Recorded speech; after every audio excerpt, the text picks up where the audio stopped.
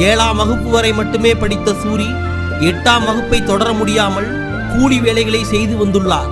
தனது 17 வயதில் திருப்பூரில் எக்ஸ்போர்ட் கம்பெனிக்கு வேலைக்கு சென்றுள்ள சூரி 7 வருடங்கள் அங்கு மிகவும் கஷ்டப்பட்டுள்ளார்.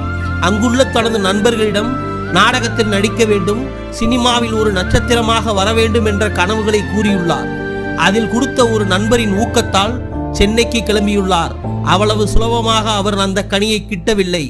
எவ்வளவோ கஷ்டம், போராட்டம், இப்படி கனவுகளோடு பல கஷ்டங்களை அனுபவித்துக் கொண்டிருந்த சூரி அவர்கள் உயிரோடு இருக்கிறாரா இல்லையா என்பது தெரியாமல் அவரது குடும்பம் மதுரையில் தவித்து வருகிறது. ஒரு நண்பரின் உதவியால் சூரி இருக்கும் இடத்தை கண்டறிந்து தொலைபேசி வாயிலாக அவரிடம் தொடர்பு கொள்கிறார் சூரியின் தாயார். சூரி, எப்படி இருக்கிறாய்? ஏன் எங்களை இத்தனை வருடங்கள் சந்திக்க வரவில்லை என கேட்கிறார். என் கனவுகள் நிறைவேறவில்லை, எப்படியாவது சினிமாவில் பெரிய நட்சத்திரமாக உருவெடுத்து உங்களை சந்திக்கிறேன் என